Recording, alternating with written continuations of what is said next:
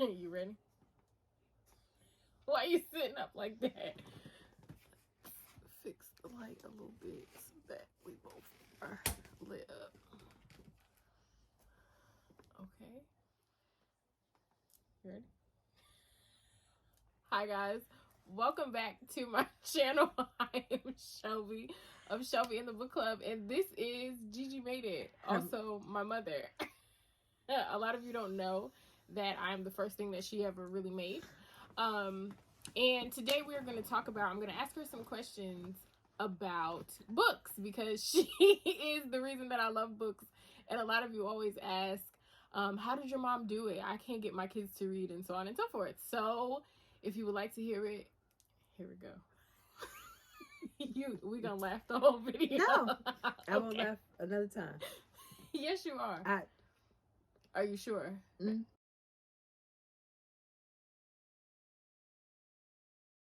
Oh, Mom, would you like to introduce yourself for maybe there are some of my followers that don't know who you are? I think in this context, the most important thing is I'm your mother. Yes. So that's, I think, is takes precedent. Yeah, I'm your mom. Okay, so I guess my first question is how did you fall in love with books? Like, do you remember what the first book was that you read and you were just like, yes? The very first. I don't know if I could remember that, but what sticks out in my head is Flowers in the Attic. Okay. I remember reading that. But to give you some why behind books being something that was important to me and reading was something that became important to me is because I was an only child. So I found that most of my favorite things to do were things that I could enjoy, that I didn't need anyone else to help me enjoy them. Does that make sense? Yeah, it does. Yeah. Like it was something that you could do by yourself, but it was also fun because escapism and all of that kind of stuff. Okay, cool. So Flowers in the Attic. FYI, there's actually a big uproar on Book Talk about Flowers in the Attic and about how inappropriate it was for kids to be reading it at such a young age. Probably. So people are just like, why were kids able to read a book like this? And wasn't it a series? I don't think I've ever read it. I think I watched the movie. I think it was a series. I don't remember, but that just sticks out to me. I think that's when my imagination became so vivid because you had to create the characters, you had to create what they looked like, you had to create the colors in your head. So I believe people that are readers, whether in today's world they choose to have an actual book in their hands or listen, it forces your brain to create a situation that you can't see. So usually I don't enjoy watching something that I've read because they never... Right, it never matches up to what you create in your own mind. Right.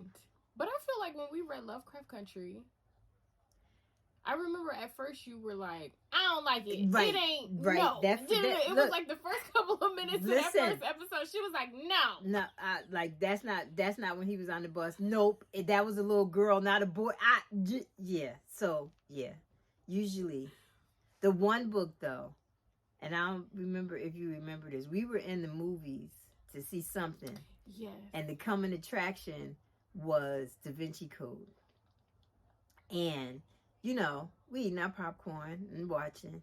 And I'm like, I thought they're supposed to be showing us something new that's coming. Because I seen this. And I'm like, in my head, I'm like, he gonna go around that corner. And that man gonna be stressed out on the floor with the blood and the sides and the like the thingy. Right. And they bent that corner and that is exactly what was happening. And I screamed. Remember that? And it was a lady behind me. And she screamed too. Yeah, right. I was like, that has to be the only book that the directors was in my brain when they put that movie together. Because I was sitting there like, I've been here before. I've seen this before because in my head, like I'm not a talking to theater person, but in my head I'm like, because they gonna go around that corner, and the man gonna be laying there, and he gonna be made the thing with the blood and the thing. They bent that corner. I was like, oh my! Then they said it was a Vinci Code. I was like, oh my God. I was like, oh yeah, I want to see that because they really really did a good job with that one. For my imagination. Oh man, Da Vinci Code is heavy. Da Vinci Code basically said Jesus had a wife. That Mary Magdalene was his wife. Oh, okay. And she had his child. So you get the really devout believers. Because I had people, I was reading that the first time I won the trip to the Bahamas. Ah, okay. And it's funny how you remember things. But I was on the elevator and I had the book in the hand. The lady basically went off on me on the elevator. Don't read that trash and blah, blah, blah. And I was like, I'm sorry. Have we met? I don't know you. You know who's a big fan of that author? I think his name is Dan Brown. Yes. Nadia is. Okay. She's read like all of his books. And she keeps telling me like, she was like, you'll love the Da Vinci Code, but like this one too, like you'll love that one too. Yeah, because it's Da Vinci Codes and then there's Angels and Angels and Demons. Yes. I read that one too. I've watched both the movies, but I've never read the book. It's always something that I've had on my list. I've read them both before the movies came out. Okay. So yeah. That's so cool. You also have said that about Devil in a Blue Dress. But I feel like that movie, like, not necessarily the scenery to the movie, because it's a timepiece, but the casting was on point. Like, I don't think I could ever, like, who I imagine, like, you imagine people in your head, but for me, at least, I have a hard time, like, creating pictures in my mind sometimes. So, like, I can have, like, the gist of a character, but they won't necessarily have a face. But, like, Denzel Washington and Don Cheadle were perfect. Like, perfect. Like, I couldn't have... Listen. I can't say it's exactly what I've imagined, but it was perfect. Mouse was it. They casted that perfectly. His old crazy self. You can't just go around killing people just because you're angry old little bitty self. Just angry. Yeah, you can. According to him, you can go around killing people. Mouse, no. Again, that was truly, in my opinion, somebody that really dug into Walter Mosley's book when they was thinking about characters, because they nailed that. Right. And I think they did a better job with Don Cheadle than even Denzel Washington. Like, Denzel was cool, but Don Cheadle is Mouse. Period. Absolutely. And nobody else should be able to play him. Ever. If they ever do any other movies in that From series. That series, he's Mouse. He is Mouse. Forever. Forever and ever. Amen. So, when you decided that you wanted to have a little baby that is now me, did you have it in your mind that you were like, she is going to be a reader? No. No? I'm not, one of the things as a parent that I was destined that I wasn't going to be, and that was to force my dreams and my likes and my desires onto you. Okay. Right? I find that parents have the tendency to push their unfulfilled dreams onto their children. Like, I wanted to be a doctor when I grew up, so you have to be a doctor or a lawyer. Like, there's no options. So, no, I didn't want to do that. But I understand that as a little person, you're a sponge. So you're going to want to do what mommy does. And I wanted to do things that I was okay with you absorbing. Okay. Like, I didn't ever want to be the catalyst to negative behavior. Okay. That makes sense. So I don't know that, like, I laugh now when you talk about things that you took off the bookshelf and read. So in that respect, I don't know that I was doing right, because some of those books I probably should have hid until you got older. But I think just because you learn new words, you know, you'll come across a word that you may not have recognized or had a reason to even use in a sentence that'll force you to look it up. Right. You know, so there's so much more to escaping into whatever world the book is presenting. But it increases your vocabulary. It increases your comprehension skills. You know what I mean? Of truly understanding what's being said to you and putting that in context to the story. So I don't know that I set out, but I was happy that you enjoyed, you know, like I said, you're a sponge. You know, we laugh. I always tell the story. I had a bad habit when Shelby was a little girl of I don't even know how to say this, but I'm just going to say My mommy liked to say bad words. I don't know that that's fair assessment. Yeah, because however, it's not in her personality trait. But me and my best friend had a habit of calling, and it's her fault. That's how we're gonna make this better. My best friend had a habit. She would call people names that she wasn't fond of, and the flavor of the month was everybody was a dick. And driving Shelby to school, we literally drove past 1, 2, 3 schools before I got her to her school. So the traffic in the morning and the people cutting you off and the kids darting in between the parked cars trying to cross you, it was just chaotic. And this one particular morning, I had been cut off like 3 times at this point, and I was only at school number 1. I had 2 more schools to pass. And this lady cut me off, and I was like, and before I could get it out, my little precious 5-year-old in her little cute school uniform. She a dick, right, mommy? Oh, my God. And she instantly started crying. And I was like, no.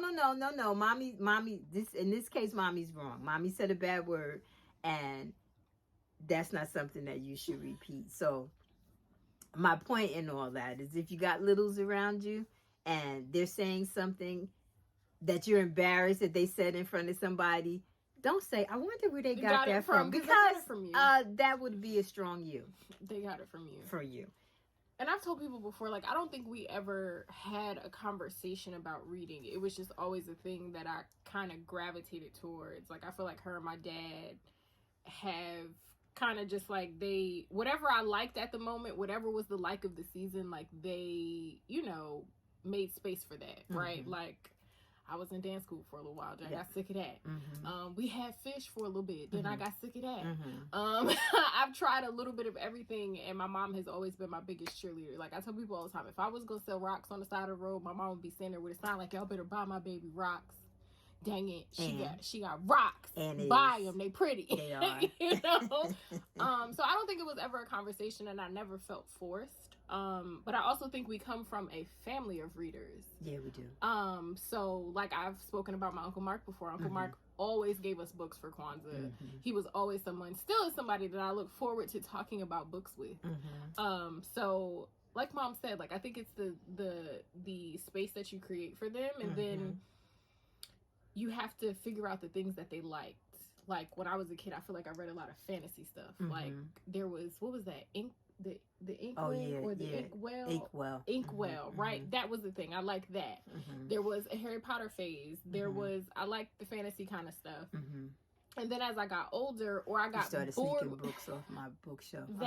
As I got bored with the YA books, because that's another thing I tell people. Like I didn't start really reading YA until college when like I had to, because I was an English lit major, and I had a young adult course where they, what is a YA book? Like why is it a YA? So on and so forth. So I would just take stuff off Mom's bookshelf, and I think how I understood it, and you can correct me, I felt like Mom was like, she could be doing a lot worse things than reading. Like, we made it out of high school and college with no baby. Listen. No issues. My grades were decent. I wasn't a straight A student, but like I didn't have, like the one time I was like failing something, we got that, we nipped that in the book quick. Come on, church. So my mom was just like, okay, maybe that book might got some spicy stuff in it, but like she could be outside doing the spicy stuff, but she is on my couch that she won't sleep in her room. She's sleeping on my couch. Reading so it's just like it's the space that you create for your kids, I guess. And I think one of the very simple yet very powerful lessons that I learned early on as a mother, Mama said, pick your battles. True. I used to get so upset because Shelby would not sit down and eat. She had to take a bite, she had to run, she had to play, she had to dance, she'd come back, she would take. The food is cold. It done formed into something else. Why won't she sit down and eat? And I would get so upset about that. Mom was like, Did she finish it eventually? I'm like, yeah, pick your battles. It's not. And to be honest, I still eat that way. I'm It's still not a picker. Yeah, she. Eat a But I little mean, bit. she would get up and go and dance. I'm like, What are you doing? you look at other parents and the kids sit down nice and they eat. Why don't you sit down nice and eat? And I would call my grandmother all beside myself, and she was like, "That is the least of your concerns. Trust me." Is she full when she finishes? Eventually, yes. Is she fed? So, I know one of your favorite authors is Walter Mosley. Are there any other authors that like stick out in your mind as your favorites? Walter Mosley, you already know, because he just kind of takes me back to my childhood. Like his characters, I knew them. Right. Like I that was the man you crossed the street when you saw him, and you knew that she always had uncles in her house. You know, you knew as just watching. But J. California Cooper was another one that I read a lot. But what I liked about her was she kept my attention because her books, for the most part, were short stories. Okay. So she would have a collection of short stories, but she was such a good writer that she created these people in your head in a small span of time, in the neighborhood and the apartment or whatever the situation was. Like she painted that picture so clear, you know, it's like you wanted more, but it was enough. Excuse me. So she was one that I'm sure if you go look up there, you'll find a bunch of J. California Cooper. And then, you know, I did the classics. You know, you know, Zora and The Bluest Eye, and, you know, I read all those. And some of them you read because you feel like you're supposed to. Right. See, when I went to Morgan State, I attended Morgan State. And I think that was the first time that I was really subjected to Black history. Okay. So I learned about, people would say authors' names and I would look at them. They was like, you don't know who? No. You don't know who's... No. You know, and they'd be taking pictures in front of the statue. You don't know who that is? No. You know, you hear all the hubbub about critical race theory now. I'm here to tell you, nothing has changed because I got all the way to college before I learned my Black history. Yes. Right. I had no idea. Like none. Like none. Wow. My mind was like blown. Like, so I met Sonia Sanchez. Okay.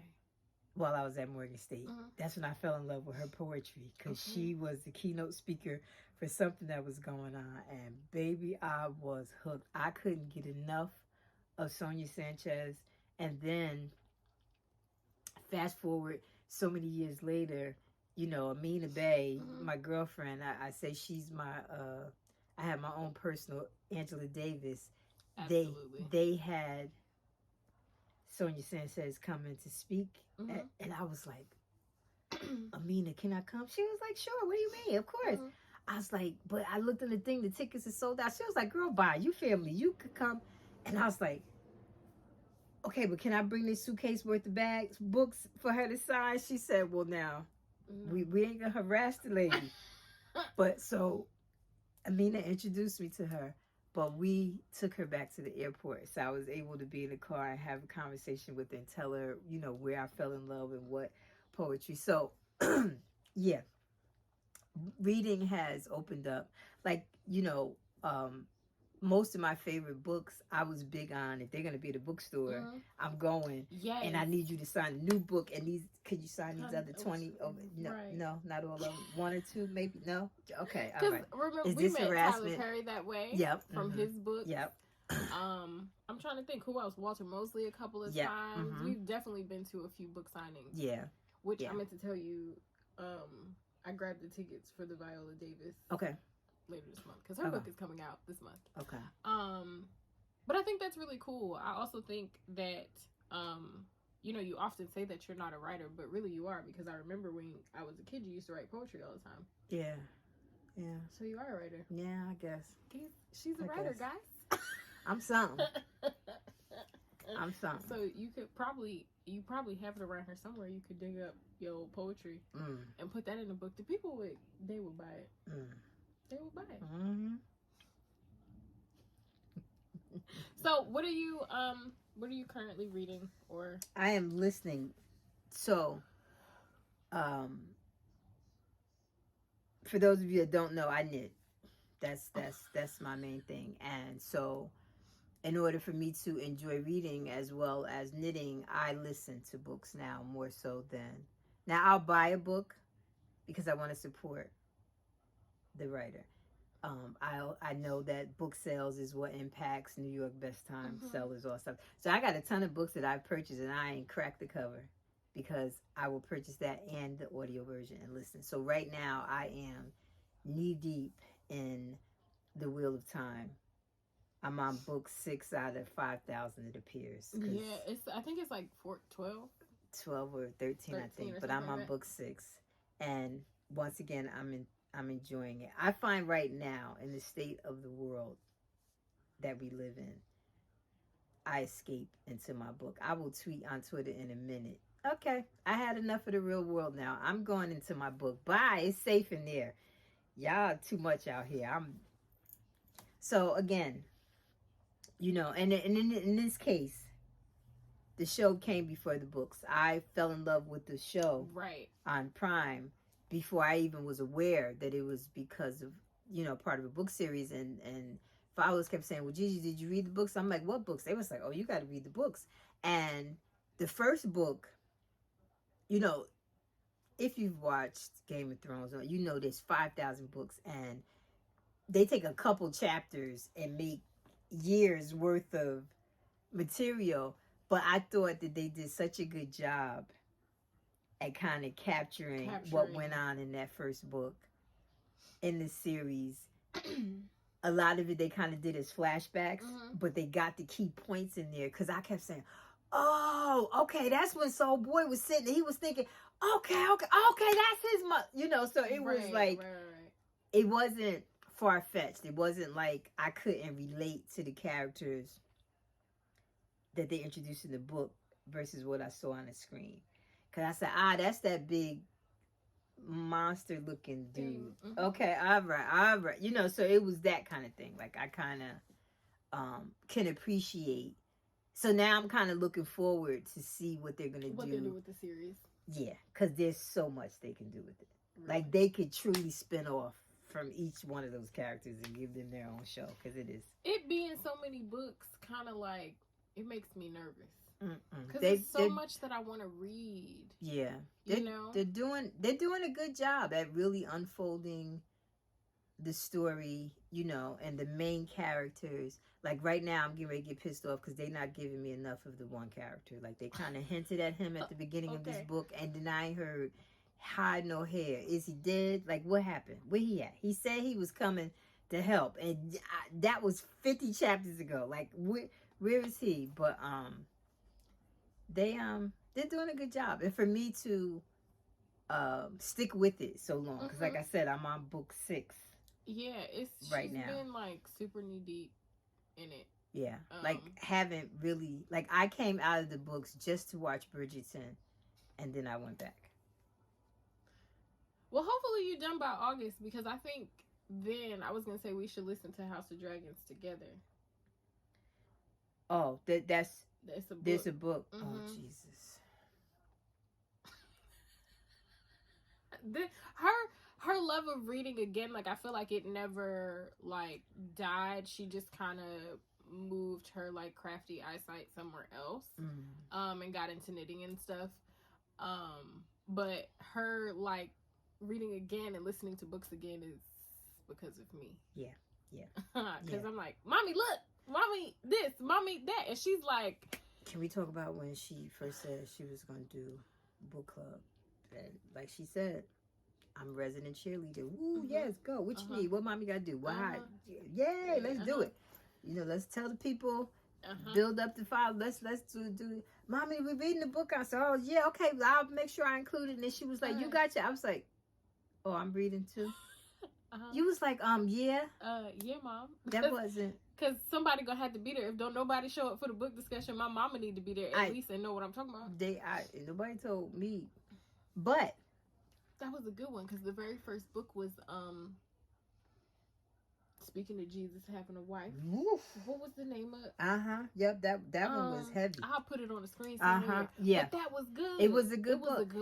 And what I can appreciate is reading through her eyes, because I don't know that I would have read a lot of the stuff that she's introduced me to. So, for example, the Rage of Dragons? No. The one that we talked about.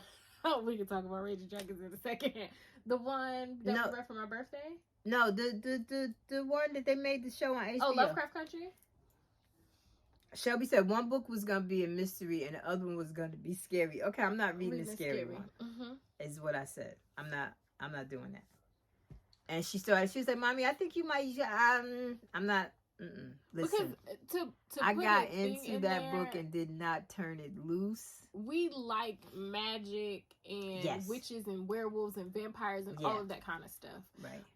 So I was just going based off of the synopsis. Like, I was like, it says it's described as a fiction horror. I'm like, I don't know what that entails, when really it had all of the things that we like. You know? Yeah.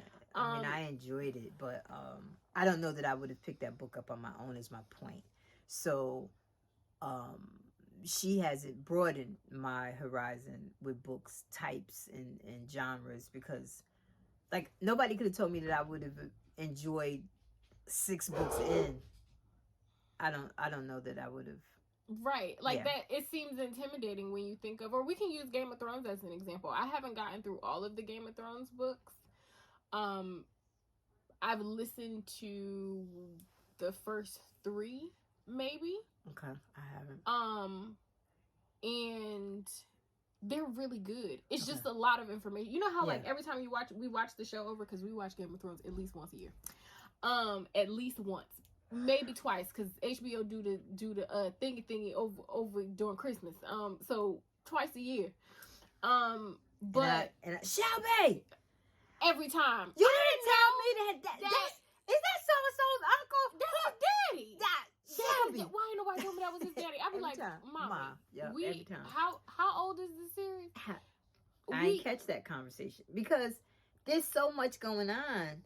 It's the same thing in the books. Yeah. So and there is so much that they leave out of the show. Yeah. That, like, listening to it, the first 3 books that I've listened to, I'm like, that would have made a good episode. That would have been a good, whatever. So I totally can see that. But that makes me feel good that I've, like, broadened your... You really have. Like, there's so many books I don't know that I would have thought to pick up. Now, Deacon King Kong. McBride. That put me in the mind. I think I told you that, of Walter Mosley. Yes. So that I love him so much. Yeah, I really enjoyed that. But now, I remember when I first read that, we were on the ride back from Virginia. We used to go to Virginia all the time because we have family there. Mm-hmm. And I had to read his memoir for high school class or whatever. And I am my mother's child. I'm a procrastinator. I'm going to wait until the last minute to do whatever it is that I have to do. It's like, I like the thrill of life. I don't know. I'm going to wait till the last minute. I'm going to wait until you calling me and being like, if you don't do it, that's it for you. And then I'll be like, oh, just give me a couple minutes. I got it for you. That's it. It is who I am. Yeah. So I knew we were driving home on Sunday.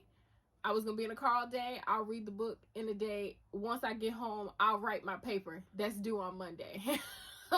When I tell you I flew through that book so fast, because he tells, like, his perspective of his life and then, like, his mom's life. She's Jewish, and they kind of, like, the Jewish community kind of ostracized her because she fell in love with a black man and racism. But she had him and, like, all of that stuff and how it affects him and what he knows of his mother and all this other stuff. It's a really, really, really good book. So that's when I fell in love with James McBride. And then years later, because I feel like for me, like, between high school and college, like, reading wasn't as fun because I had to do it. Like, I decided to be an English literature major, not really like thinking like, oh, I'll get to read all the time. I love Mm-hmm. to do that. Not realizing that I'd have to analyze the work. Like I Right. wasn't able to just dive into a book Mm-hmm. and just sink into the characters Right. and just be like, ooh, Jane Austen and Right. all them born women that she was writing about. You know, I had to like, what does this word mean? And why Right. did she put the sentence together this way? Right. And when you do this, it means this, and Right. it makes you fit and blah. And it was, Yeah, so I it kinda wasn't, takes away from right. It, yeah. So there's a movie called Miracle at St. Anna that's based on a James McBride book, and I love that movie. Mm-hmm. Love it. It's a Spike Lee joint, by Okay. the way. And when I realized it too, that's kind of when I started reading again. Okay. Because I was like, oh, I have to read the book. It's Okay. by James McBride. I love him. Mm-hmm. Whatever. And that's when I was like, oh, okay. It kind of picked up there. Right. But then I still wasn't, because I was still in school. Right. And then college, I decided all of a sudden that I was social. I don't do that. I don't go in the outside of where whatever. It was a small stint in college. So like reading lost its place, but James McBride is a Yeah, that was Deacon King Kong was good. yes. So I think that's all. Anything else you want to share? We talked about some of your favorites. No, I think we You didn't covered. decide to make me a reader. It just happened. Yeah, I'm glad I did. But I wasn't trying to force you to be a reader.